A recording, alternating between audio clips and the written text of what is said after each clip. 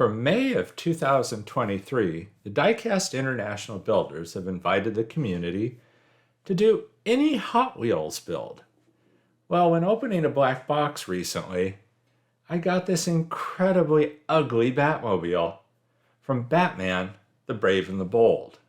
It's an animated series, and I'm not sure what they were thinking when they painted this color. It's nothing like in the series. So I thought, oh, I'll just do a quick color change to this and see how it goes. Hot Wheels even did the logo wrong. They didn't put the T in the, so it's Batman, he Brave and the Bold, instead of the Brave and the Bold. But anyhow, I drilled this thing out, still disgusted.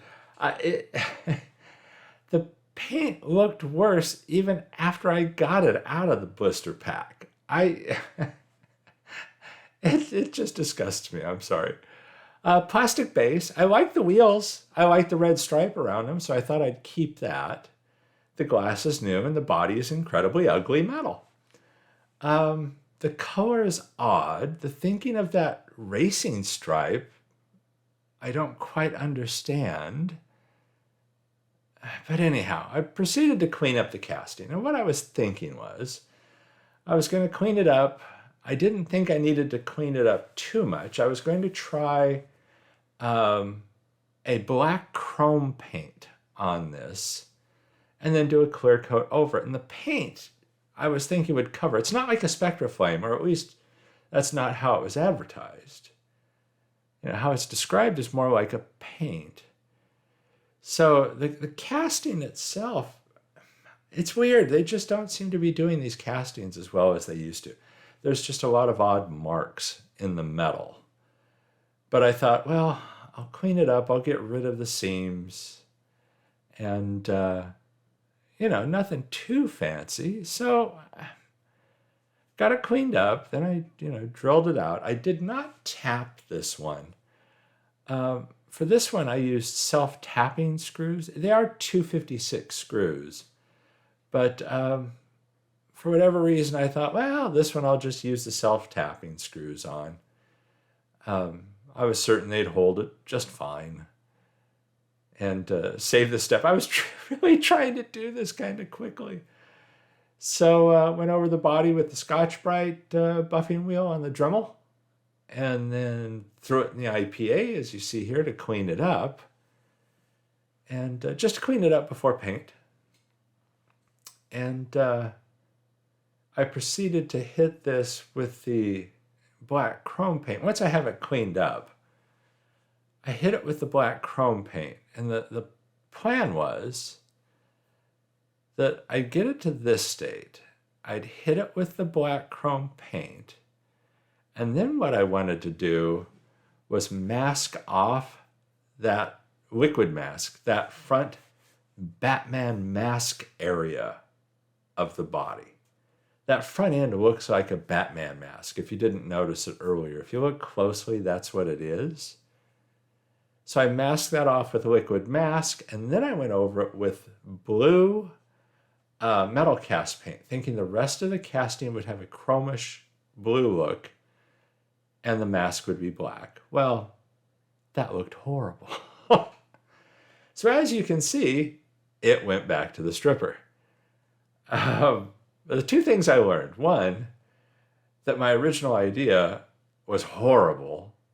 The blue over the black chrome didn't work. The masking of that front bat mask area didn't work. I mean, it masked it off well. It just didn't look good at all.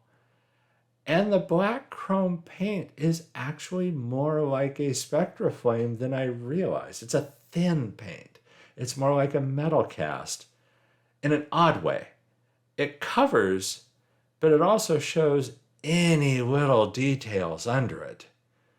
So the imperfections in the casting of the metal really showed through. And in an odd way I can't even really describe. It's almost like as it dried, they looked worse at the time you painted it, and then as it dried, some of them would hide and some of them were almost called more to your attention. So I sanded the heck out of this casting. I used 400 grit sandpaper, as you see here. Wet sanded the heck out of it. And that's going to be a long part of this video. This is sped up, as I recall, 5 times real speed. And you're not even seeing all of it. I mean, I've cut chunks out of this.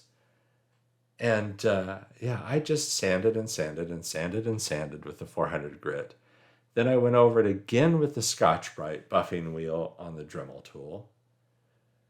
Had it finally to a point that I thought it looked good, that I thought the black chrome would work. Cleaned it off again with the IPA. IPA being isopropyl alcohol, in case anyone's wondering what that is. Cleaned it off really good, got in all the little nooks and crannies. And cleaned it off with the blue paper towels. They just seem to be less linty than regular paper towels, so I prefer to use those. Finally, at this point, it's ready to be hit with the black chrome paint again. And fortunately, that went successfully. So there's the Rust-Oleum black chrome, colored chrome, as they say there, paint. And then I went over that with the clear lacquer that you see there. So there's the results on the body. You only got to see it really quickly there, but you'll see it better in a second. I'm really happy with the results. And if you go to use that paint, and they do have others in addition to the black chrome that I'm looking forward to trying. But I can tell you the black chrome is a very interesting color. But you really need to make sure that casting is smooth. And as I recall, they don't want it to be polished. So really the Scotch-Brite buffing wheel really then got it ready after all of the sanding. And it was a lot of sanding. So for a really quick little project, I kind of suddenly found myself under the gun to get it finished by the deadline. But I wasn't sure I was going to make it anyway. But then that little problem added to it. So there you see it has the original wheels on it. There is the original casting with the horribly ugly paint scheme. Yeah, it has that stripe, like that racing stripe down the center. And if you look behind the front wheels, it's also like racing stripes on the side.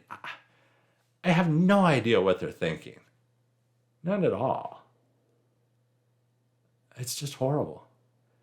But I just ended up giving it a black chrome finish, as you see here. And I'm really happy with the results. I kept the original wheels. I like the red stripe, like I said before. I didn't do the front mask in a different color because when I tried that, it didn't work well. It wasn't a good look. And just for fun, one detail I added is I lit up the exhaust. Yeah, I hit that with some red and orange paint just to make it look like the engines were kicking in. The finish on this really turned out well. That clear lacquer over this black chrome colored paint works really well. I'm really happy with the results on that. And I'm looking forward to seeing what their other paints are like, and I'll hit those with this clear as well. So there you have it.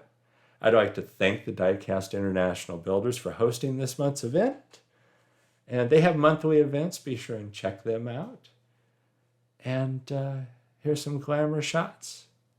Thanks everybody for watching the video. I hope you enjoyed this. Stay safe and healthy out there. And I'll catch you in the next one.